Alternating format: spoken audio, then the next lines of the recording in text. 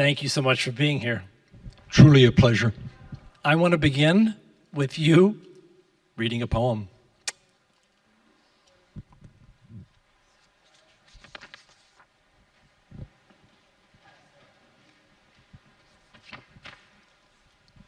This goes back, I think I probably wrote this in my 20s. Ceremony for any beginning. Am I using the mic okay? Ceremony for any beginning. Against weather and against the random harpies, mood, circumstance, the laws of biography, chance, physics, the unseasonable soul holds forth. Eager for form, as a renowned pedant, the emperor's man of worth, hereditary arbiter of manners. Soul, one's life is one's enemy. As the small children learn, what happens takes over, and what you were goes away. They learn it in sardonic, soft comments of the weather, when it sharpens the hard surfaces of daylight, light winds, vague indirection, like blades lavishing their brilliant strokes all over a wrecked house. The wrecked house, the nude wallpaper, and the brute intelligence of the torn pipes. Therefore, when you marry or build, pray to be untrue to the plain dominance of your own weather, how it keeps going even in the woods when not a soul is there, and how it implies always that separate, cold splendidness, uncouth and unkind. On chilly, unclouded mornings, torrential sunlight and moist air, leafage and solid bark, breathing the mist. Thank you so much. Now let our souls hold forth, eager for form. In the prologue of your memoir, which is really charming, I hope you all get a copy, Jersey Breaks, you mentioned that a friend once asked you, given your background, how is it you became a poet rather than a criminal or an optometrist? What was the nature of that question? Why would someone ask you that? Well, it is, my dad was an optician, which is not an optometrist. My dad did not go to college. Optician is a craft. He made eyeglasses. And his father was a criminal. It's literally, technically true. Like a really bad one? As many people were, as many people are in American society, he purveyed for forbidden purposes, forbidden products. He was a bootlegger. It was prohibition, and people still wanted liquor. And young Dave Pinsky, my father's father, worked for a then very famous gangster who ran Newark. I'm forgetting the guy's name. I would like to show off, it will come to me. And this guy had boats going from Canada to New Jersey with liquor. And every boat had some young guy on it with a weapon, some young thug with a shotgun. And my grandfather was on one of those boats, and he looked at the Jersey shore, and it looked good to him compared to Newark. So he eventually settled in Long Branch, New Jersey, where my parents and I all went to Long Branch High School, as did a lot of my aunts and uncles and cousins and my brother and sister. So we became old-timers in Long Branch, New Jersey, and my wonderful literary agent at the time, Jill Neeram, did suggest that memoir, Jersey Breaks, and she said, explain to the world how it is that you became a poet and not an optician. She probably did say optometrist. People always get that wrong. An optometrist or a criminal, you became a poet. So this is a long, long way from Robert Lowell's Beacon Hill. Yes, it is. There is an American, in a way I've been boasting to you all, because there is an American desire to make one's background or family seem colorful, adventurous, and exotic. And Robert Lowell, along with telling you how elegant and important and old his family was, he is delighted to say that there is one Lowell ancestor, I think he dealt in furniture, was quite possibly Jewish. And for Lowell, that is a very desirable touch of the exotic. In the memoir you write, "Why do I make these jokes?" But it's in 90 Revere Street. In his essay, he's quite solemn about that. And it's part of the endlessly fascinating cultural persistence of the glib thing that we all say is, oh, it's a country of immigrants. The degree to which, and the quality in which, and the details of which, and the negative and positive aspects of which we can only begin to think about. There may be a few people here who are nearly as old as I am.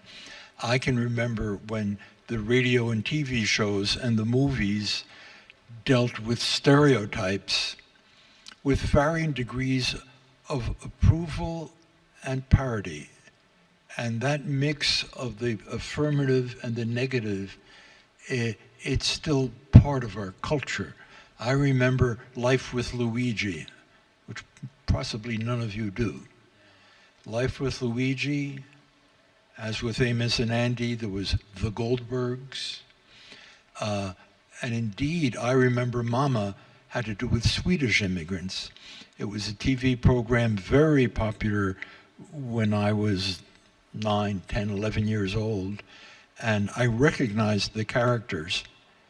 Though they were Swedish immigrants in San Francisco, I understood their relation to the larger culture, to one another, and Aunt Jenny reminded me of my Nana a few blocks away.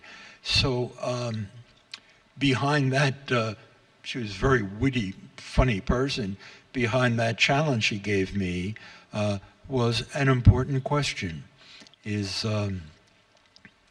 I became a poet, and my father was a very charming, good optician, and his father was a criminal, a bootlegger. We produced this building that I always liked this building because it's splendid, and in my mind, it's splendid in an American way. It doesn't have a European or Asian way of alluding to ancestry. There's no religious or quasi-religious imagery in the ornaments of the building. The building expresses limitless ambition, like becoming a poet. Yes. And it also expresses not availing itself of other older, perhaps in some ways more hierarchical standards. Right. I want to keep talking about this class issue that you bring up here. You write in the memoir, "Why do I make these jokes? Most obviously, I guess, in a spirit of social defensiveness and aggression, a traditional American response to being looked on as a hayseed, or as an immigrant, or a wage slave, or an actual slave, or a hillbilly, or an ethnic outcast." How did that early sense of being an outcast, of being an immigrant, of being Jewish in America, how did that shape the poet you became?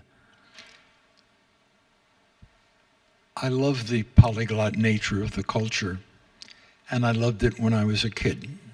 My dad was a very good athlete. I was maybe average. But he had played sports he was known in high school. Milford Pinsky was voted in his graduating class from Long Branch High School in 1934, whatever it was, best looking boy. A title he deserved more than the one I won in 1958, most musical boy.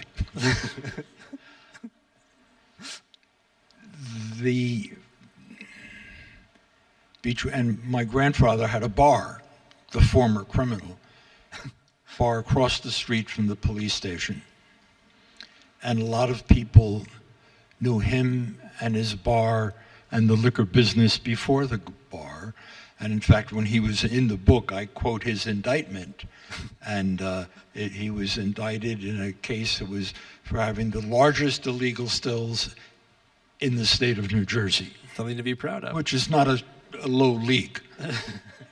And his the people indicted along with him, some whom I recognize as his friends, they were mostly Italian. Okay. So I don't want to make a paradise out of it, but as in many communities in that town, the different ethnic groups knew one another, and the idea of sharing certain things. You know, when I was a kid, the USA was important, and people always picked up soldiers who were hitchhiking because they're all ours. And I was very aware just a few years ago, an occasion at Harvard, I was trying to make a case for social responsibility toward poor people. And I said, these children are our children. They're our children in a civic sense. And a young woman, let's just say not of my ethnicity, she was in the theology school at Harvard, said she liked what I was saying, but she was disturbed by that.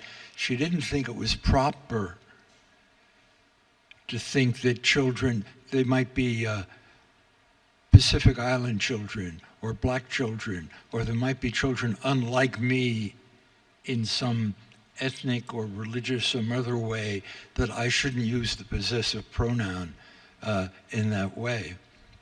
And in an interesting and completely warm, good, nice conversation, I basically said, yes, I can.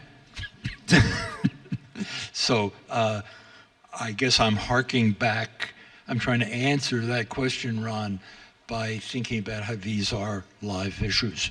Right. And I had the great sociologist Orlando Patterson, I'm happy to call a friend.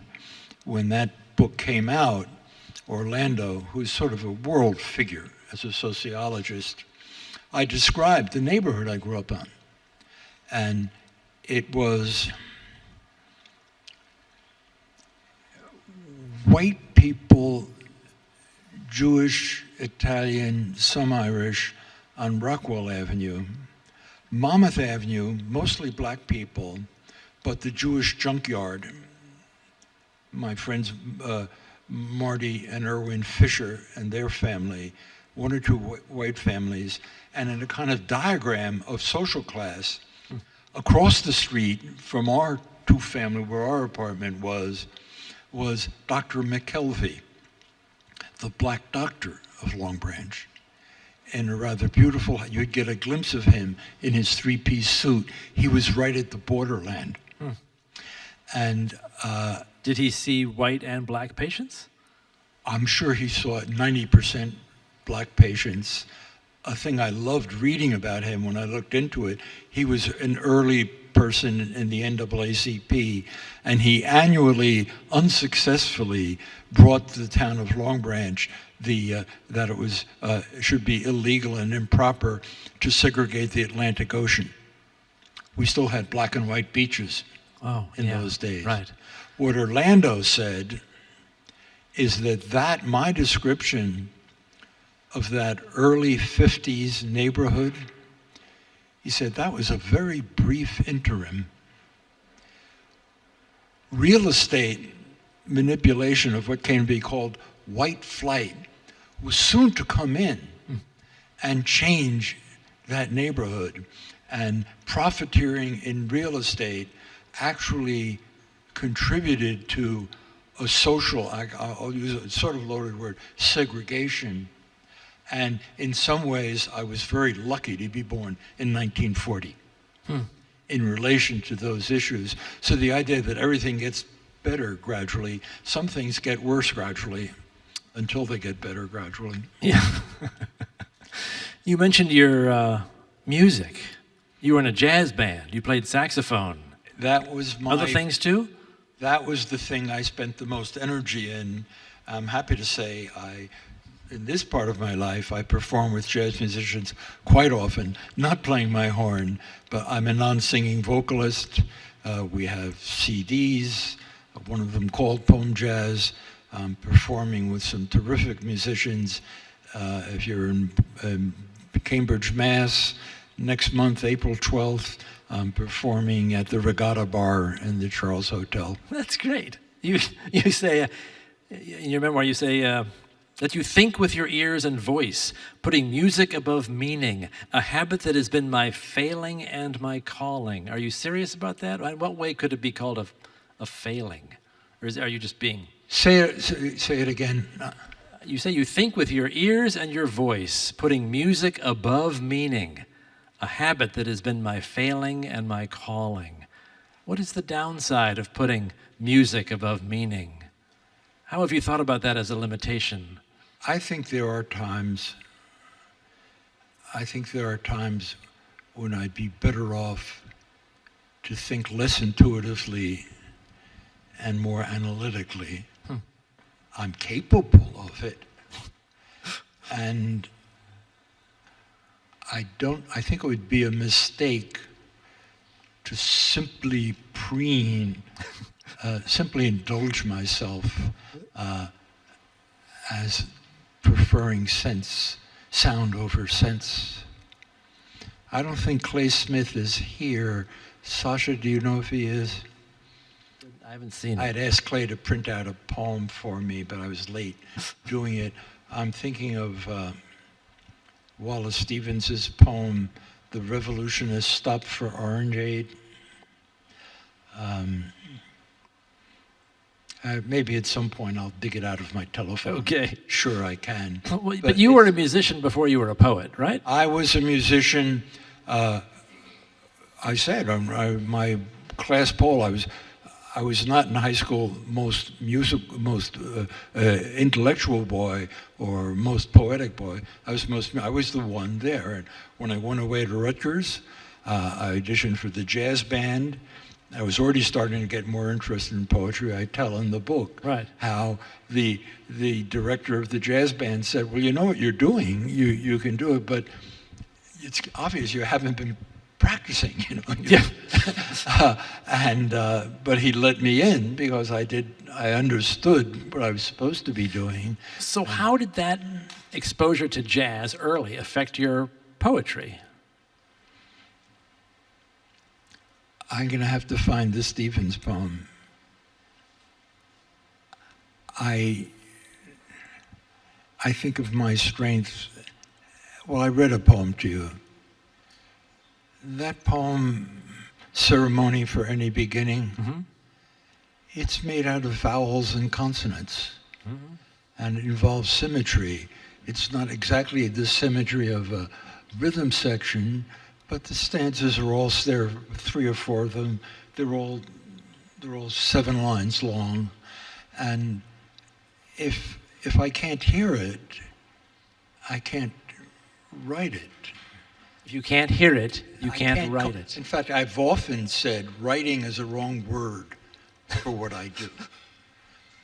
It's not typing, it's a form of composition. I want you to read a passage from your memoir about that subject. Keep the mic close to your mouth, please. This is from the memoir, Jersey Breaks.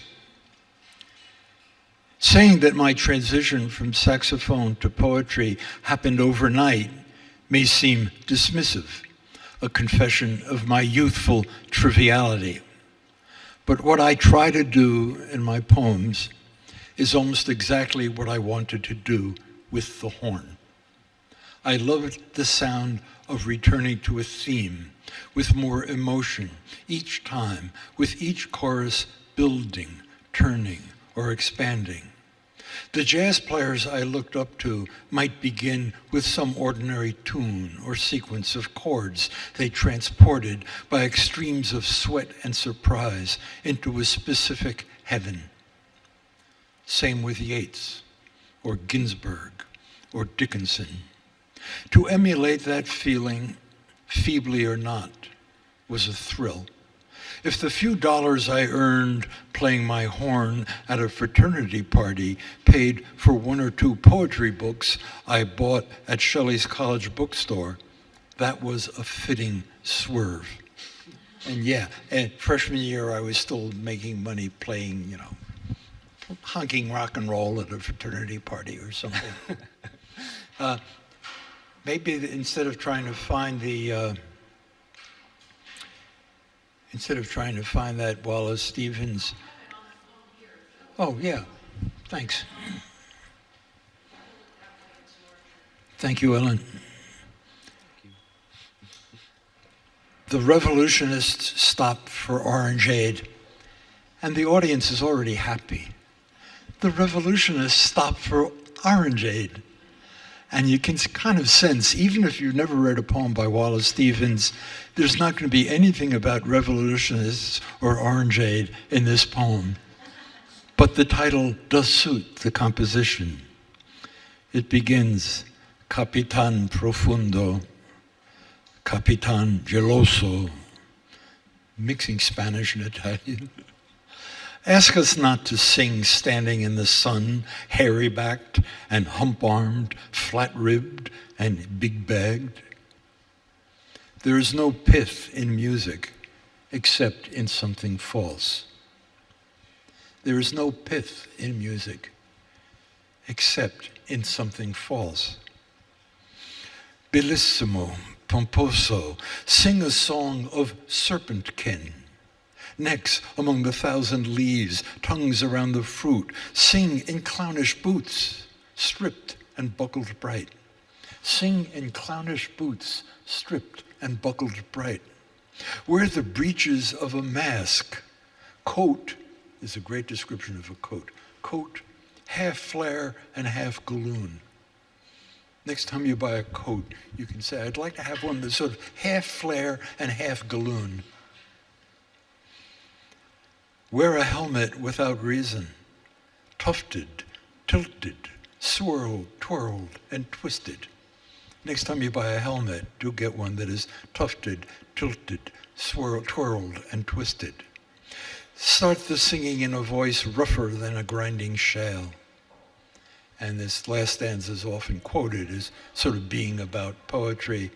Hang a feather by your eye, nod and look a little sly. This must be the vent of pity, deeper than a truer ditty of the real, that wrenches of the quick that's wry. That wrenches of the quick that's wry. And the quick that's wry is something to shoot for, and you can only get it if you're willing to follow twisted, twirled, tilted in your helmet. The music of that poem is so clear when you read it aloud.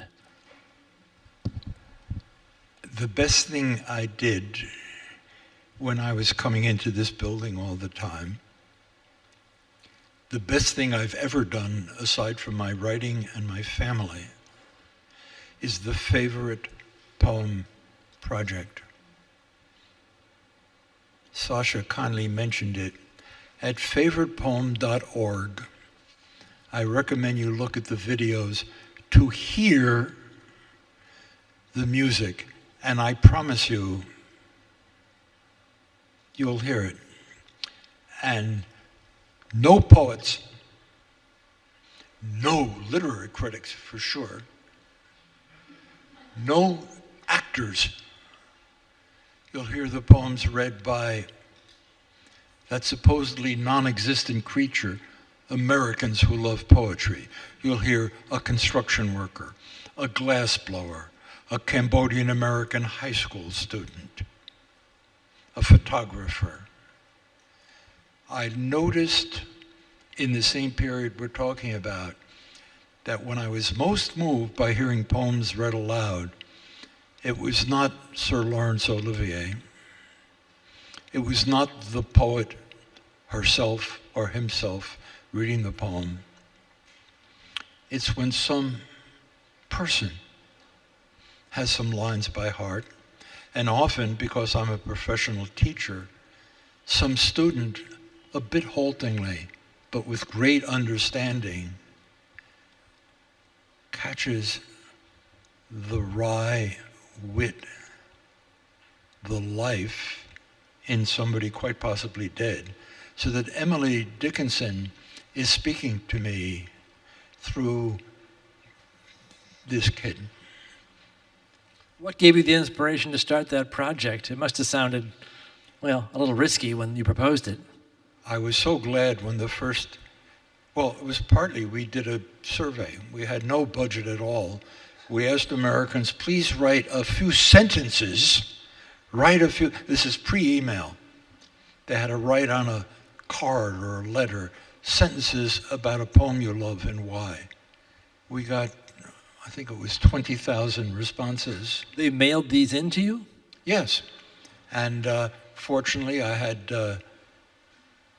BU student slaves who went through those and chose the ones they thought were best, and I chose the ones we would put in the anthologies and in the videos. And it's an idea that was so simple I almost didn't realize it was an idea. And sadly, because of the nature of the world, the videos are all shot in Florida, DC, Boston, New York, LA, San Francisco, Seattle, Portland. We should have gotten more money to do the middle of the country and the Southeast, but the country had other places it wanted to go. And I try not to brood on it and tell you all, as I tell anybody I'm talking to, go to that site and look at those videos and listen to them. favoritepoem.org. You were poet laureate for 3 years. Yes. And you, I think, changed the position fundamentally with that project. I've sometimes thought I ruined it. No, you did not ruin it at all. Because I wrecked it. It used to be a literary honor. It would go to people, the judges were other poets. Right. And then I was on TV on the Jim Lehrer News Hour, and suddenly people in this town started saying to me, are there any poets you think would be good who are in the Midwest? Are there any people who would, because the politicians, the people in Congress, suddenly thought it would be good for them if one of their constituents could help. So by making it appear more important, I made it less good. That is not true. I hate to contradict you up here. What you did is turn... It became more political. No. You turned the office out into the country. I mean, everyone who followed you has followed the same path and tried to bring in ordinary Americans and show us how they experience poetry. Maybe so. You will not accept this compliment? If I can avoid, I won't try to avoid repeating myself. Listen to those videos at favoritepoem.org. Because Tracy K. Smith did essentially the same thing. She went out into the country. She found ordinary people and talked to them about poetry. Yes, it was great. She was inspired by you, clearly. Excellent. True. Yeah. Good point. And Ada Limon has done the same thing. Yeah. Yeah, going out into the parks. all of them have followed that example. And it's not that they want to force poetry on ordinary people, it's they want to show us how ordinary people are already loving poetry. It turns out. And in a way, I think the rise of electronic media sharpened and elevated the desire for poetry as it did for other handcrafts. It's on a human scale. And I love things on a mass scale. I love the screen. I love recorded music, all of that. But there's also another part of the appetite, which is something where the medium is on a human scale, and that's someone saying a poem. I want you to read another poem for us. Happy to. It's called Talking. I see my own notes here. Yes, I think I have it in the book. Okay, here. Here is a poem called Talking.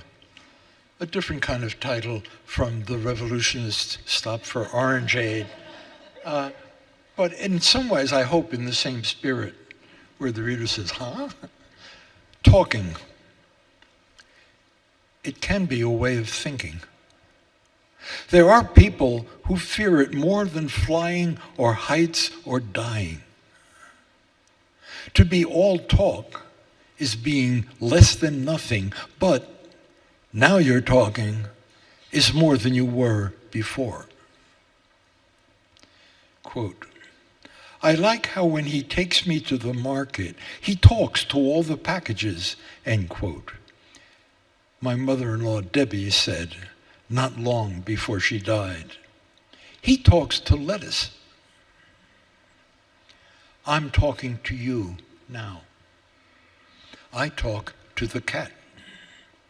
In the frozen queue of grief at Stalin's prison, the question to Akhmatova, can you describe this?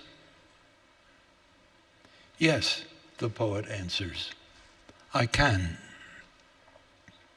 The child's hand on her throat feels her voice vibrate. It means to her that she is there, inside. The stammerer finds relief in speaking.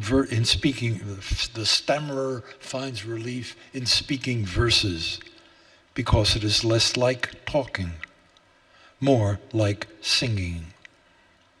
I mutter flakes of meaning.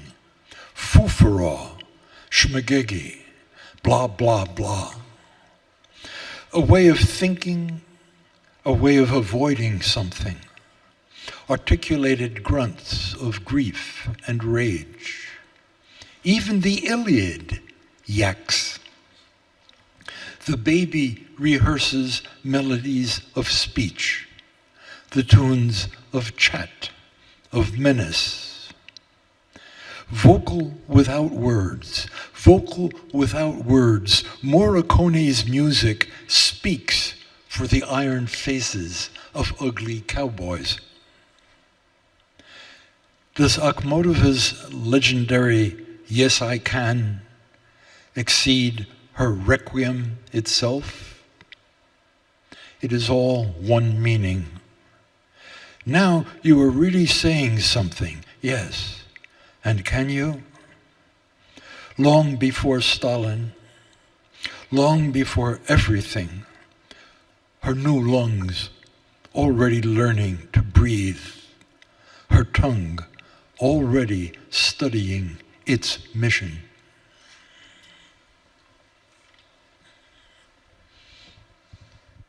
Your memoir describes you as an American poet. You could have described yourself in any number of ways. Why elevate that to the subtitle? Say the question again. You describe yourself in the subtitle as an American poet. Isn't it becoming an American? Is it? Yes. Becoming an American poet. But you could have done any number of things in that subtitle. The adjective American. Yes, why? Maker.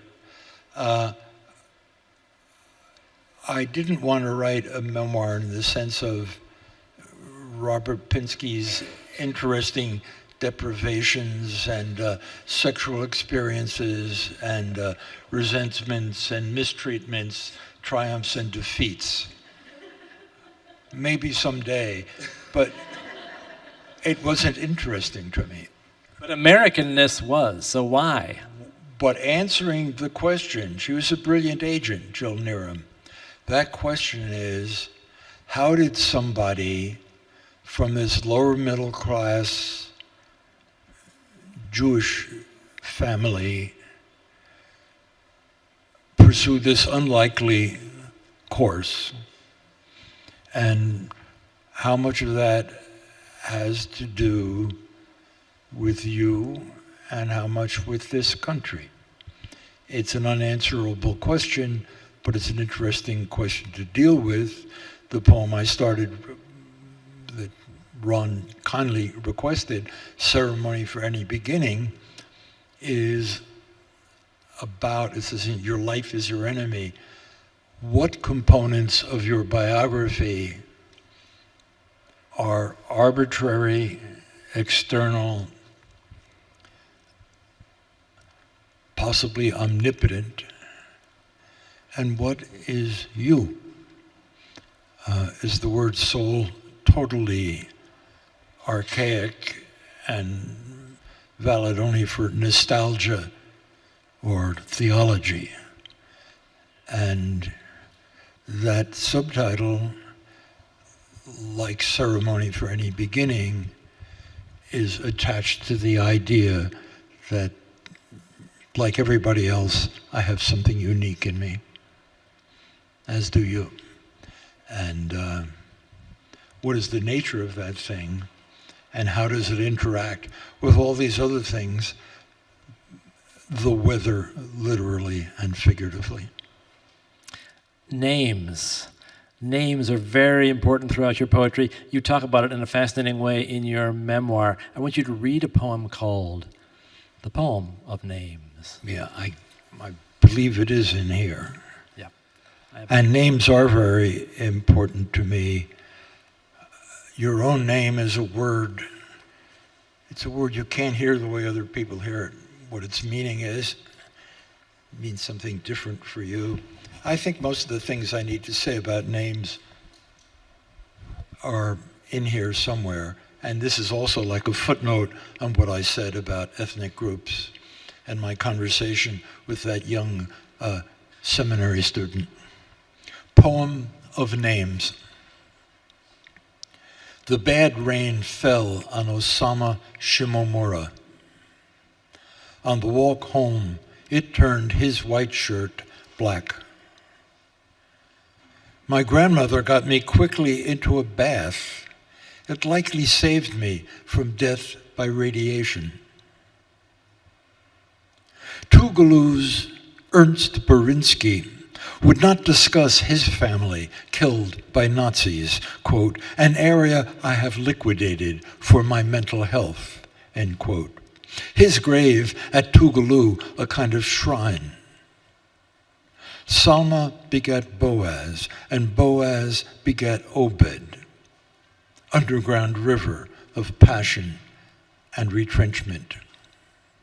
Thank you, Elliot, Simon, and Hazel, for wanting to talk with me about my dying someday. Your dog, Bucky, had been so cold when you touched his body. A compliment for me, that conversation. It almost doesn't matter what we said.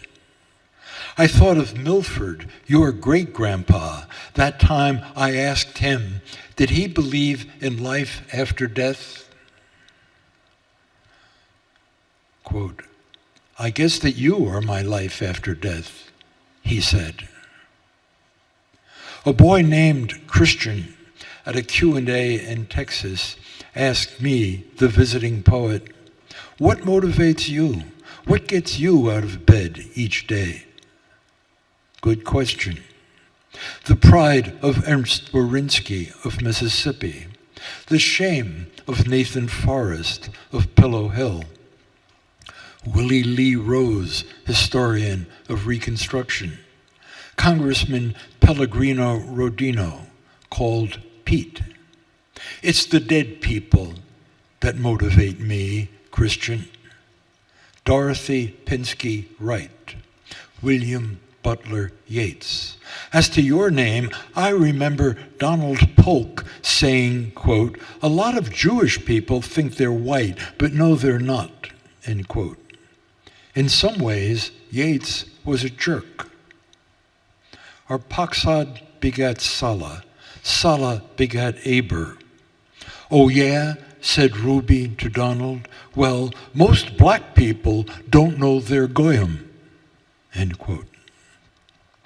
Somebody said about Rodino and Sirica, quote, the night school guys are saving the country, end quote.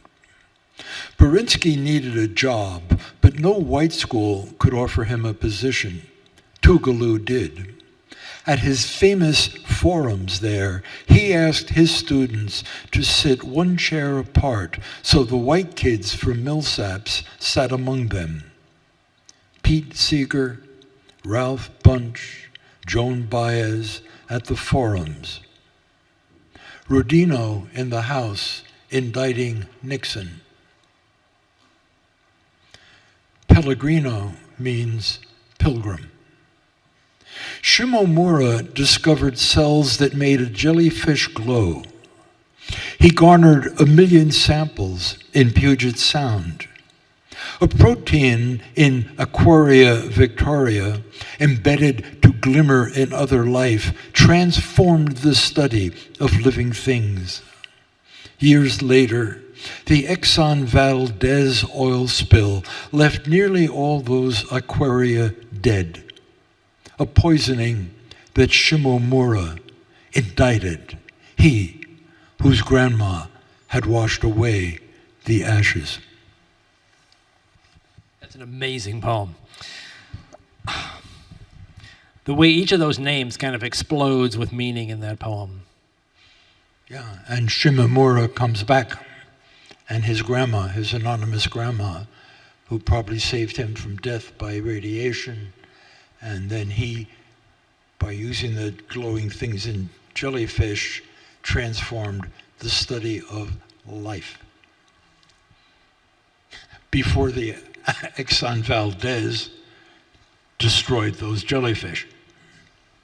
Yeah, it's remarkable, remarkable. You want to talk about translation? It's a big part of your career. I'm having trouble hearing, partly because I'm old, but also weird acoustics.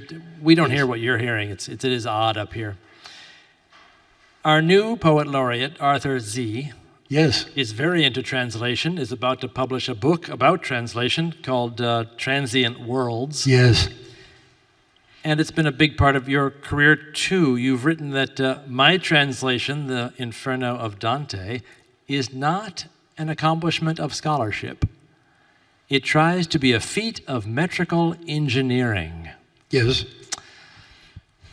And in your memoir, you ask yourself rhetorically, why would an American Jew take on this great Italian Christian classic? Did I have a good answer? I want you to read a passage of it so we can get a sense of what that's like. Is the print too small? It's too small for me, but you know it, so it'd be easier for you. Maybe you could set it up if we don't know the Inferno well. It's the famous beginning, nel mezzo del cammin di nostra vita mi ritrovai per una selva oscura. That's 3 11-syllable lines in Italian. What I managed to do as a metrical engineer is make it shorter. This is important. The Italian line is 11 syllables. The English line is about 11 syllables. English words are shorter than Italian words. Mezzo del cammin, right road. Selva oscura, dark woods. If you translate line for line from an 11-syllable language with shorter words to an 11-syllable language with longer words, you're going to wind up adding styrofoam or some kind of balsa, some kind of padding. So I made it quicker. Midway on our life's journey, I found myself in dark woods, the right road lost. To tell about those woods is hard, so tangled and rough and savage that thinking of it now, I feel the old fear stirring. Death is hardly more bitter. And yet, to treat the good I found there as well, I'll tell what I saw, though how I came to enter I cannot well say. Being so full of sleep, whatever moment it was, I began to blunder off the true path. But when I came to stop below a hill that marked one end of the valley that had pierced my heart with terror, I looked up toward the crest and saw its shoulders already mantled in rays of that bright planet that shows the road to everyone, whatever our journey. The thing I said about brevity really is important. Ron gave me this. There's white space between the terzine. If you look at the book, in my translation, the English is on the left, the Italian is on the right. The English stanzas have white space between them, and they keep pace with the Italian, which is all on a block. And it was not wisdom or scholarship, it was some intuition that made me say, I'm not going to translate the lines. I'm going to translate the sentences. And then I'll create rhymes. And there's things you lose. You can't rhyme on the same word at the end. But it moves along, which is what happens in Italian. He's very fast. He goes from a story to philosophy to a list. Back. He invented terza rima to do it. And that's what I was trying to get. Yeah, it comes across well. I mean, when you read it, it sounded pretty good. Yeah, it races along. Yeah. How do you make room for your translation? There have been many translations, new translations even since yours. How do I get what? How do you make room for your translation? How do you think among all these translations, I need to add one? I think the answer has got to do with grammar, but I haven't heard the question perfectly. It's got to do with the energy of sentences. Motion has a lot to do in common with film. I saw a wonderful thing featuring Akira Kurosawa. He points out how important, even if two people are standing still talking, have a river moving in the background or cars going by. You need the ingredient of motion is important. And montage is important in poetry. What follows what else? And what drives it is the syntax, is the grammatical energy. It doesn't have to always be a sentence. It can be a sentence fragment.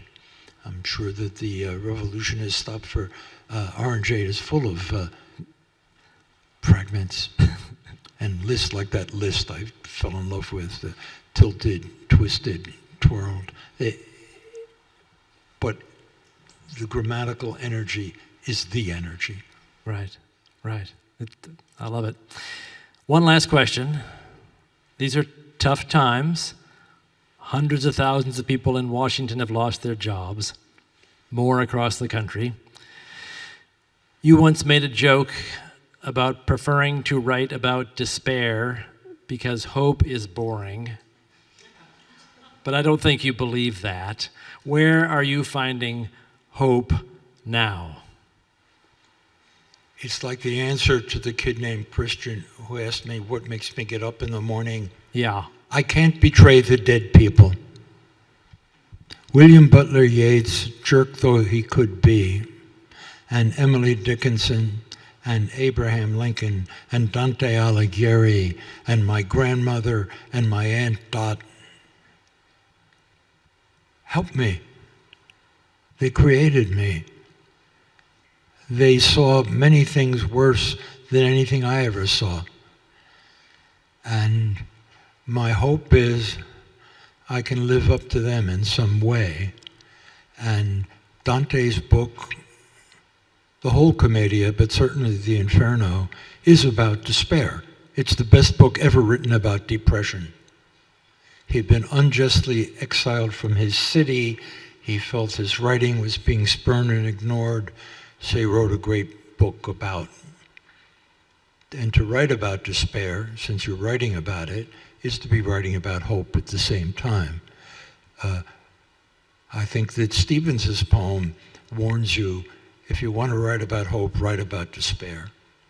If you try to write about, if you try to be inspiring, you're going to be boring.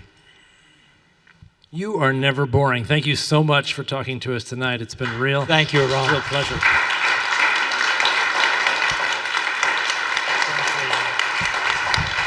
Thank you.